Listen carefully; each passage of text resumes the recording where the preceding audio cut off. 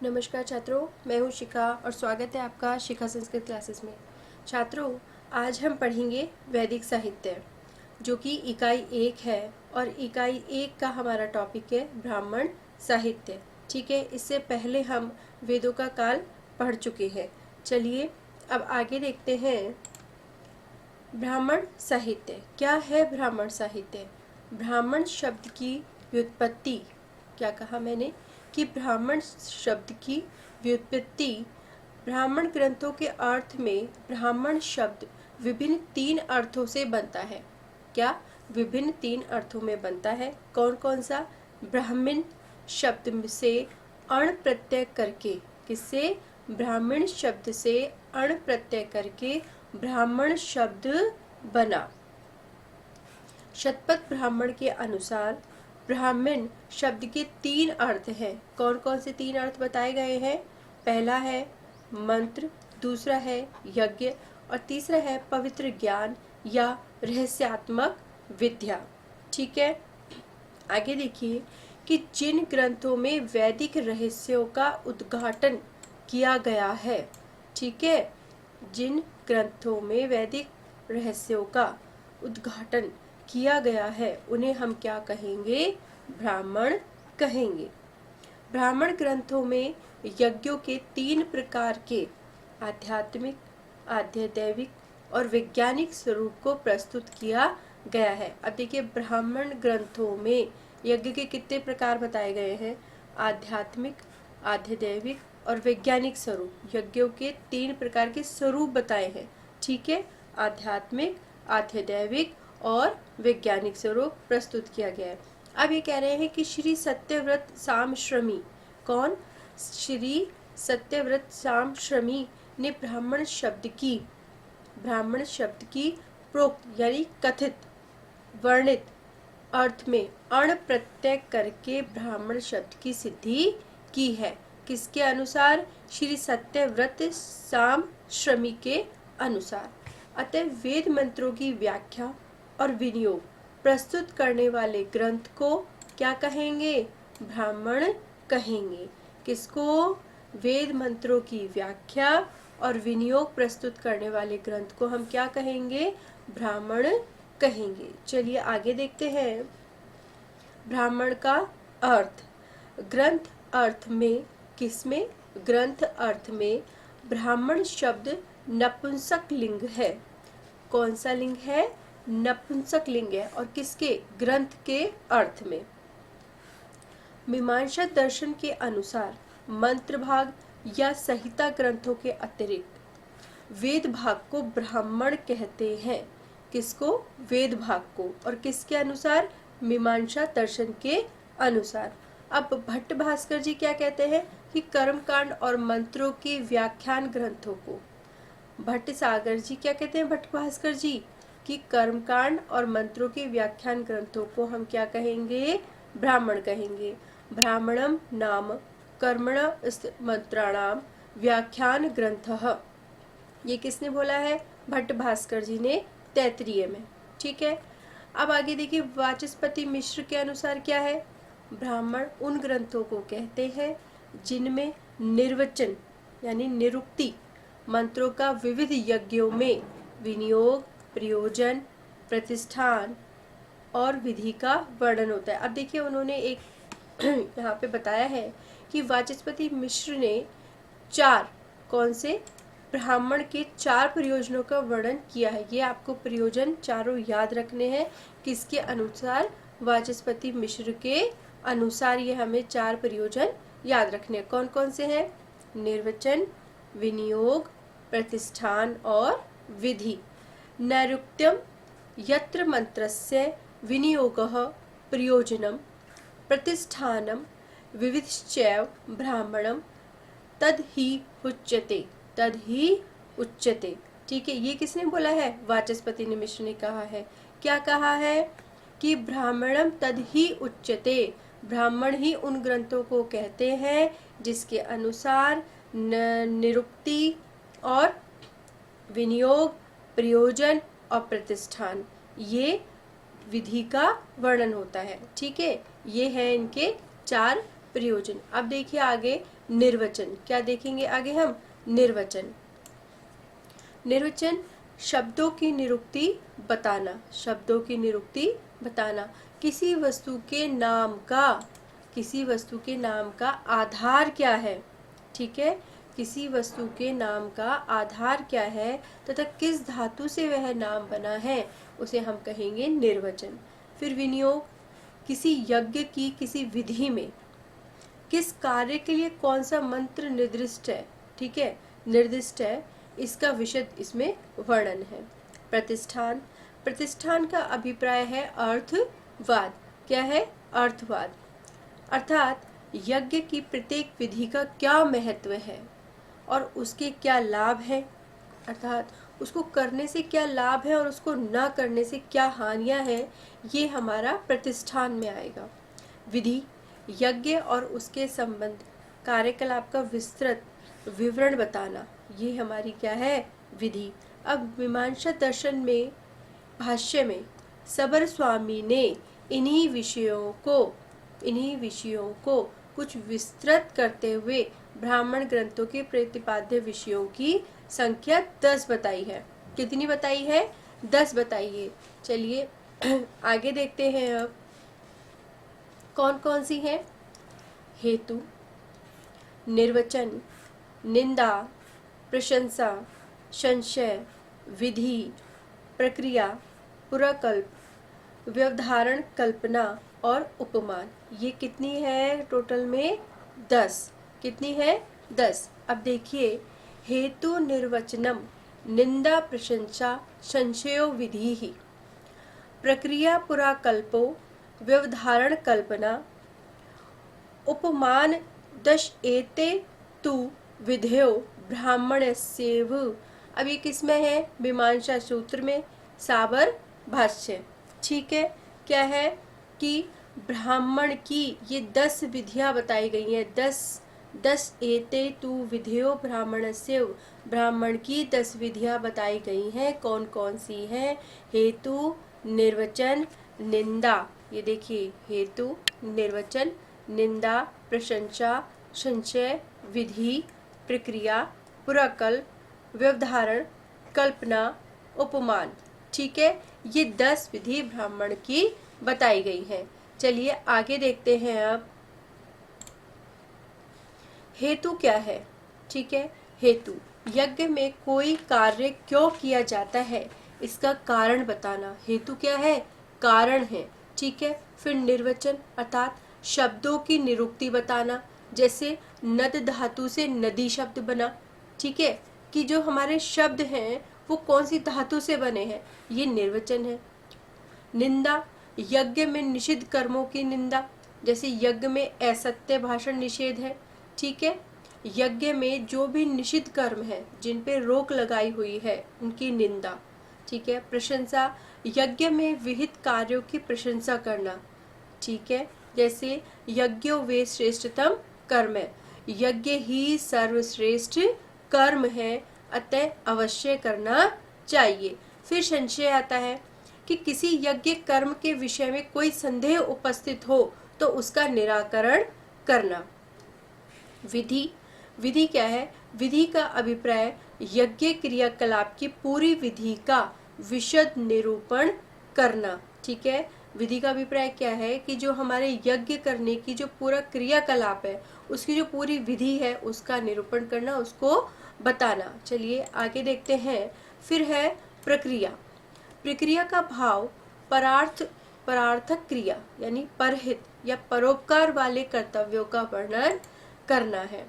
पुराकल्प, यज्ञ की विभिन्न विधियों के समर्थन में किसी प्राचीन आख्यान या ऐतिहासिक घटना का वर्णन करना, ठीक है।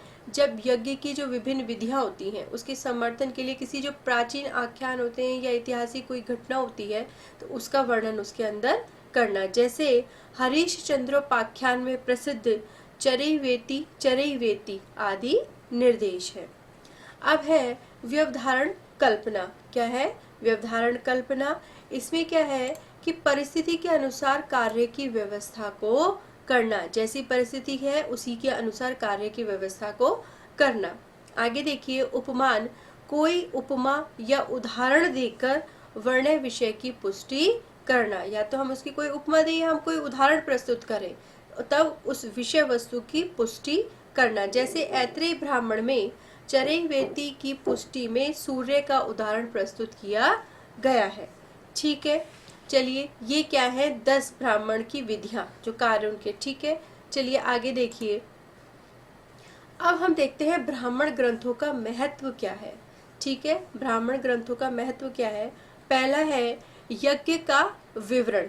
ठीक है, क्या है पहला, यज्ञ का विवरण, व्याकरण और निर्वचन, आख्यानों का स्रोत, कहाँ से वो आख्यान लिए गए हैं, मीमांसा दर्शन का आधार प्रस्तुत करना, वैदिक भाषा के विकास का सोपान प्रस्तुत करना, और इतिहास और भूगोल।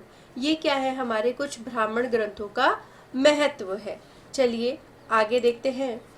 अब है आ जाता है हमारा ब्राह्मण ग्रंथों का वर्गीकरण, उनका विभाजन। पहले देखिए ऋग्वेद, इसमें है ऐत्रेय, शांख्यायन जिसे हम कौशितकी भी कहते हैं, शुक्ल यजुर्वेद शतपथ ब्राह्मण, कृष्ण यजुर्वेद में तैत्रीय ब्राह्मण, और इसके अलावा मैत्रायणी भी आते हैं। सामवेद में पंचविश, ठीक है, तांड्य, महाब्राह्मण या प्रौढ़, षड्विंश, अद्भुत, सामविधान, आर्षेय, जैमिनीय यानी तलवकार, जैमिनीय आर्षेय, जैमिनीय उपनिषद यानी छंदोग्य, संहितो उपनिषद, देवताध्याय, मंत्र उपनिषद और वंश। अर्थवेद में गोपद ब्राह्मण, कौन सा है, गोपद ब्राह्मण। देखिए अनुपलब्ध ब्राह्मण ग्रंथ है इसमें 16। डॉक्टर भट्ट कृष्ण घोष ने 16 अनुपलब्ध ब्राह्मणों के उद्धरण एकत्र किए हैं, जिनमें शाक्यायन ब्राह्मण महत्वपूर्ण है। कौन सा महत्वपूर्ण है, शाक्यायन। ठीक है, चलिए आगे देखते हैं। अब पहला है ऋग्वेदीय ब्राह्मण, इसमें आ गया हमारा ऐत्रेयी ब्राह्मण। रचयिता इसके कौन है, ऐत्रेयी ब्राह्मण के, महिदास ऐत्रेय। कौन से है, महिदास ऐत्रेय। और पिता कौन है, याज्ञवल्क, माता इत्राम, याज्ञवल्क्य की द्वितीय पत्नी, दूसरी पत्नी थी याज्ञवल्क्य जी की। ठीक है, आगे देखिए महिदासेत्रेय शिष्ट दृष्टम ब्राह्मणम तु यत आसीद विप्रो यज्ञवल्को द्विभार्यस्त्य द्वितीयामितिरेति चाहु। ठीक है, ये रहा। अध्याय कितने हैं इसके अंदर, अध्याय हैं इसके अंदर 40, और पंचिकाएं कितनी है, 8, और खंड खंडिका कितनी है इसमें, 285। 5 अध्यायों की एक पंचिका होती है। ठीक है, 5 अध्यायों की एक पंचिका होती है। ऋग्वेद में होत्र यानी होता नाम ऋत्विक यज्ञ के कार्यकलापों का वर्णन करता है। देखिए पहले मैं आपको ये बता चुकी हूँ कि ऋग्वेद के जो होत्र हैं वो है होता, ठीक है, ऋत्विक, जो यज्ञ के कार्यकलापों का वर्णन करते हैं।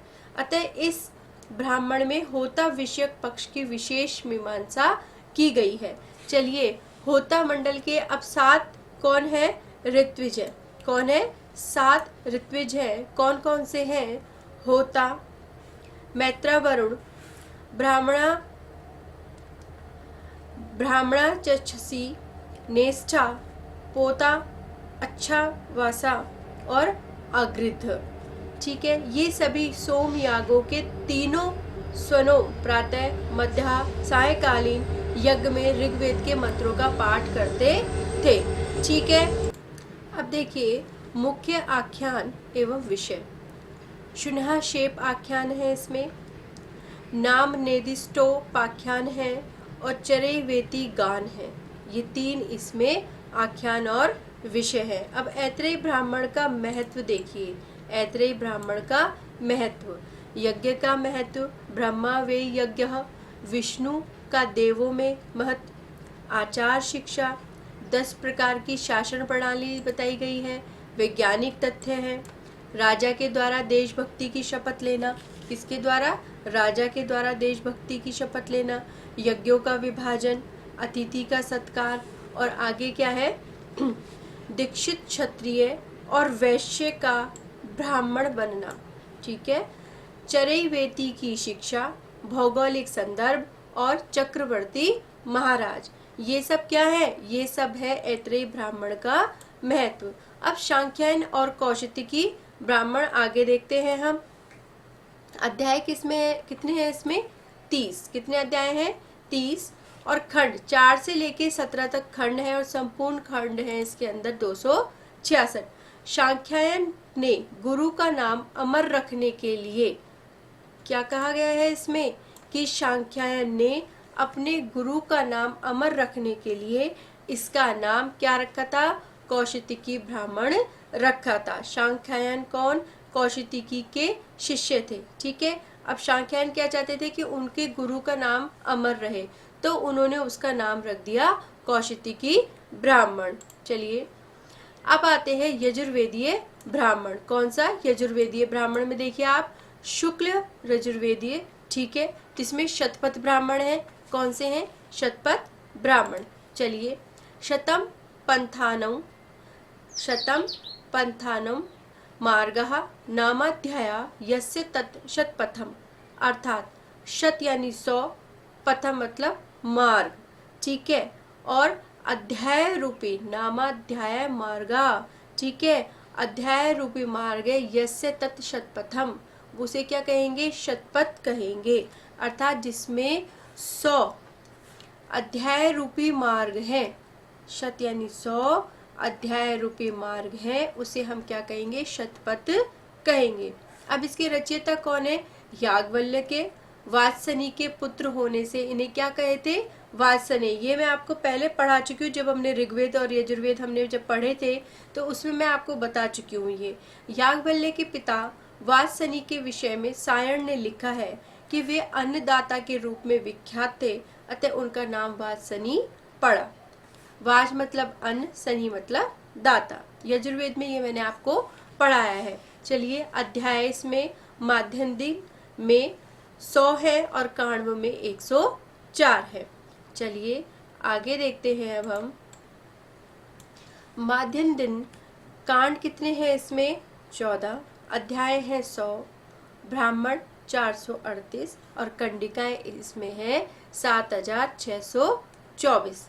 कांड में कांड है 17, अध्याय है 104, ब्राह्मण 435, कंडिकाएं है 6806 और संपूर्ण ग्रंथ 14 भागों में विभक्त है। कितने में?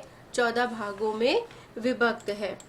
मुख्य आख्यान और विषय देखिए इसके, इसमें क्या क्या है मुख्य आख्यान और विषय इसके? पुरवरा उर्वशी, दुष्यंत शकुंतला, जला पावन, ठीक है, मन और वाणी का विवाद, ठीक है।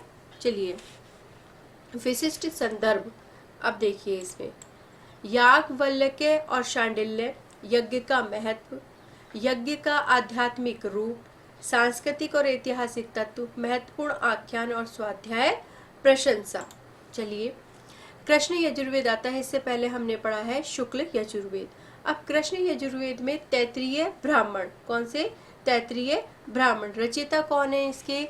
वैशंपायन के शिष्य तितिर। कौन? तितिर। कांड कितने हैं? 3। अध्याय इसमें कितने हैं? 28 और उपखंड और अनुवाक है इसमें 353। महाभारत की शांति पर्व के अनुसार वैशंपायन को याज्ञवल्क्य का मामा बताया गया है। किसके अनुसार? महाभारत के शांति पर्व के अनुसार जो वैशंपायन थे उनको याज्ञवल्क्य का मामा बताया गया है। चलिए आगे देखिए। अब इसमें विशिष्ट संदर्भ में देखिए, यज्ञ मीमांसा, अग्निहोत्र, 12 सत्र, उपहोम, ऋतु सत्र, एकाह अहीन, नाचिकेतस, आख्यायिकाएं, नारी गौरव, आचार शिक्षा, पुरुष मेघ, नक्षत्रेस्त्रियां, गवामैन, वर्ण व्यवस्था, क्षत्रियों के 2 भेद, वर्ण उत्पत्ति, सृष्टि प्रक्रिया और वराह इसमें है। अब आ जाता है हमारा सामवेदीय ब्राह्मण। क्या आ जाता है? सामवेदीय ब्राह्मण, जिसके अंदर है तांडीय ब्राह्मण। सामवेदीय ब्राह्मण में क्या है? तांडीय ब्राह्मण। चलिए इसी को पंचविश ब्राह्मण या प्रौढ़ ब्राह्मण भी कहा जाता है। देखिए ये आपको याद रखना है कि तांडेय ब्राह्मण को और किस नाम से कहेंगे, पंचविश ब्राह्मण और प्रौढ़ ब्राह्मण भी कहेंगे।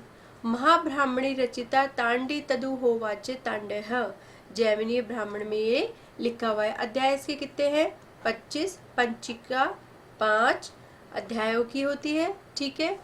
इसमें 178 सोमयागों का वर्णन किया गया है। अब तांडेय ब्राह्मण की विशेषता देखिए कि क्या है। रचना वैशिष्ट्यम, सोमयाग सामगान की प्रक्रिया है, व्रात्य यज्ञ है, सांस्कृतिक और ऐतिहासिक सामग्री है और यज्ञ का महत्व है। चलिए आगे देखिए। अब आ जाता है षड्विंश ब्राह्मण। कौन सा, षड्विंश ब्राह्मण। इसमें अध्याय कितने हैं, इसमें अध्याय है 26। कितने हैं, 26। सायण ने अपने भाष्य में तांडेय शेषः ब्राह्मण अर्थात तांडेय का परिशिष्ट कहा है। क्या कहा है, तांडेय का परिशिष्ट कहा है। किसने, सायण ने अपने भाष्य में, ठीक है। आगे देखिए, इसके प्रथम अध्याय में सुब्रहण्य ऋचा का विशेष वर्णन मिलता है। अब पूछ लिया जाएगा इसके प्रथम अध्याय में किसका वर्णन मिलता है, सुब्रहण्य ऋचा का अद्भुत विशेष वर्णन मिलता है। इसके अंतिम 6 अध्याय को अद्भुत ब्राह्मण भी कहते हैं। ये भी इम्पोर्टेंट है कि इसके अंतिम जो 6ठा अध्याय है उसको किस नाम से जाना जाता है, अद्भुत ब्राह्मण के नाम से। अब है साम विधान। क्या है इसका आगे, साम विधान। चलिए आगे देखते हैं। प्रपाठक कितने हैं इसमें, प्रपाठक है इसमें 3। अनुवाक इसमें कितने हैं, 25। विशिष्ट संदर्भ देखिए इसका, श्रौत्य और तांत्रिक विधियों का समन्वय है, काव्य प्रयोग, प्रायश्चितों का विधान, विविध व्रतों का प्रारंभिक रूप। अब आते हैं हम आर्षय में, ठीक है। आर्षीय प्रपाठक कितने हैं इसमें, 3 और खंड कितने हैं इसमें, 82। देवता अध्याय खंड 4, उपनिषद ब्राह्मण प्रपाठक कितने हैं, 10। चलिए अब देखिए कौन सा है। अब है संहितोपनिषद, रहस्य को बताने वाला ब्राह्मण ग्रंथ। चलिए कौन सा है, संहितोन उपनिषद। खंड कितने हैं इसमें, 5। जैमिनीय ब्राह्मण, कौन सा, जैमिनीय ब्राह्मण। इसमें 3 ब्राह्मण है, जैमिनीय ब्राह्मण, जैमिनीय आर्षेय ब्राह्मण और जैमिनीय उपनिषद, ठीक है। चलिए अब है अर्थवेदीय ब्राह्मण। ये ब्राह्मण साहित्य का लास्ट टॉपिक है। अर्थवेदीय ब्राह्मण में गोपत ब्राह्मण आएगा। कौन सा आएगा, गोपत ब्राह्मण। अर्थवेद अथर्व वेद का एकमात्र गोपत ब्राह्मण है और यह ब्राह्मण पैपलाद शाखा से संबंधित है। गोपत ब्राह्मण में 2 विभाग है। चलिए पहले देखिए कि अथर्ववेद का एक ही मात्र ब्राह्मण है, वो कौन सा है, गोपत ब्राह्मण। अभी मैंने आपको जब अथर्ववेद पढ़ाया था तो उसमें मैंने आपके उनका ब्राह्मण बताया था, जो एक ही थे, वो है गोपत ब्राह्मण। और ये किससे रिलेटेड है, कौन सी शाखा से, पैपलाद से, ठीक है। गोपत ब्राह्मण के 2 भाग थे, पूर्व भाग और उत्तर भाग। कौन कौन से, पूर्व भाग और उत्तर भाग। पूर्व भाग में इसके 5 प्रपाठक है और उत्तर भाग में इसके 6 प्रपाठक है। तो टोटल कितने हो गए इन दोनों को मिला के, 11, ठीक है। गोपत ब्राह्मण में कितने हो गए, 11 प्रपाठक। चलिए पूर्व भाग कंडिकाएं कितनी है, 135 और उत्तर भाग में कंडिकाएं कितनी है, 123। चलिए अब गोपत ब्राह्मण के मुख्य संदर्भ देखिए। ओम का महत्व, ओम का महत्व।